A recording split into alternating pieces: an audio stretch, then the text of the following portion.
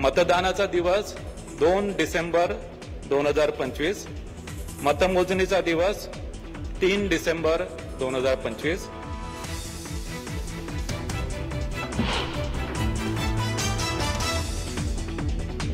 दुबार मतदानाला तुम्ही कसं थांबवणार? निवडणूक पारदर्शक होणार कशी? निवडणूक आयोग कुणाच्या दबावाखाली काम करतंय असं म्हणत विरोधकांचा निवडणूक आयोगावर हल्लाबोल।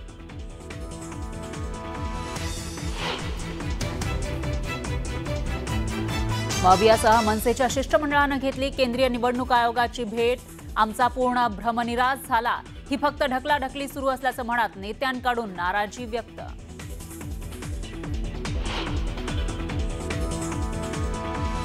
बारामतीच्या नगराध्यक्षपदासाठी अजितदादांचे धाकटे चिरंजीव जय पवार यांच्या नावाची चर्चा। बारामतीच्या इच्छुक उमेदवारांची मतं जाणून घेणार।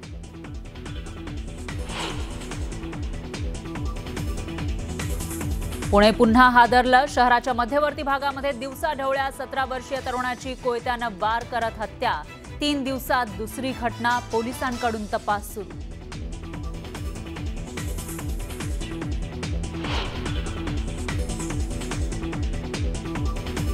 छत्तीसगडमध्ये पॅसेंजर ट्रेनचा मोठा अपघात, मेमू ट्रेनचा डबा मालगाडीला धडकला। अपघातामध्ये 6 जणांचा मृत्यू तर अनेक प्रवासी जखमी झाल्याची माहिती।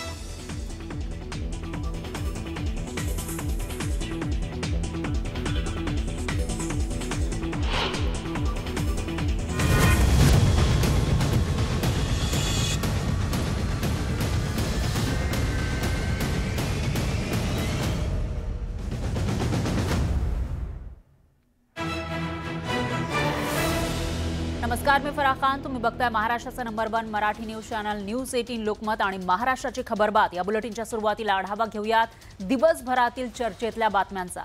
सुरुवातीला सर्वात मोठी बातमी, स्थानिक स्वराज्य संस्था निवडणुकांचं बिगुल वाजलेलं आहे। नगरपालिका, नगरपरिषद निवडणुका जाहीर झाल्यात, मात्र मतदार यादीमधील घोळावरून विरोधकांकडून आक्षेप घेतलेला असतानाही निवडणुका जाहीर झाल्यानं टीका होतीये आणि या संदर्भात पत्रकार परिषदेमधून अधिकाऱ्यांनी टोलवाटोलवीची उत्तरं दिली आहेत। तर तिकडे फलटणमध्ये महिला डॉक्टर आत्महत्या प्रकरणानंतर राजकारण तापलंय।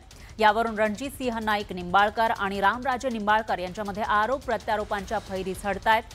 तिसरी महत्त्वाची बातमी आहे सांगलीविषयीची।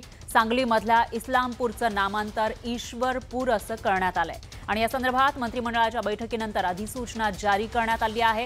तर दुसरीकडे मतदार यादीमधील घोळ आणि दुबार मतदाराच्या मुद्द्याचं धार्मिकीकरण होत असल्याची चर्चा सुरू झाली आहे आणि यावरून शेलारांनी केलेल्या टीकेला विरोधकांकडून जोरदार प्रत्युत्तर देण्यात आलं आहे। तर या सर्व महत्त्वाच्या घडामोडी, चर्चेतल्या बातम्या आपल्याला बुलेटिनमध्ये सविस्तर रूपाने बघायच्या आहेत। सुरुवातीला आजची सगळ्यात मोठी बातमी आहे निवडणुकांविषयीची। मंगळवारी राज्य निवडणूक आयोगानं नगर परिषद आणि नगरपंचायतीच्या निवडणुकांची घोषणा केली आहे, पण विरोधकांनी मतदार याद्यांमधील घोळावरून उपस्थित केलेल्या प्रश्नांकडे निवडणूक आयोगानं कानाडोळा केल्याचं पाहायला मिळालं। मतदार याद्यांमधील दुबार मतदारांची संख्या लक्षणीय आहे। विशेष म्हणजे सत्ताधारी मंत्री आशिष शेलारांनीही दुबार मतदारांचा मुद्दा उपस्थित केला होता। मतदार याद्या सदोष असताना त्यावर ठोस उत्तर निवडणूक आयोग देऊ शकलं नाही।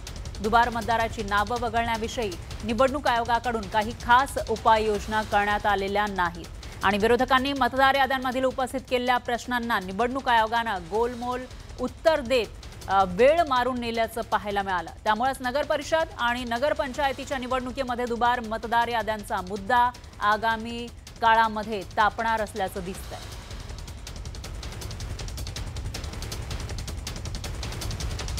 दरम्यान या संदर्भात पत्रकार परिषदेमध्ये विचारलेल्या प्रश्नांना वाघमारेंनी कसं उत्तर दिलेलं आहे ते आपण बघूया ग्राफिक्सच्या माध्यमातून। वाघमारे जे राज्य निवडणूक आयुक्त आहेत, प्रश्न होता दुबार मतदान रोखण्यासाठी काय करणार, याच्यावर उत्तर आहे दुबार मतदारांसमोर डबल स्टार असं चिन्ह दिलं जाणार, म्हणजे ते दुबार मतदार आहेत असं कळेल। आणि त्याच्यानंतर दुसरा प्रश्न विचारण्यात आला दुबार मतदान रोखण्यासाठी काय करणार, त्यावर दुबार नोंदणी असलेल्यांशी संपर्क साधणार असल्याचं आयुक्त म्हणतायत। त्याच्यामुळे आता किती लोकांशी संपर्क साधला जाणार हा सवाल आहे। आणखी एक प्रश्न होता दुबार मतदान रोखण्यासाठी, हाच प्रश्न विचारण्यात आला। दुबार नोंदणी असणाऱ्यांना एकच मतदान केंद्र देणार असं सुद्धा निवडणूक आयोगाकडून सांगण्यात आलेलं आहे।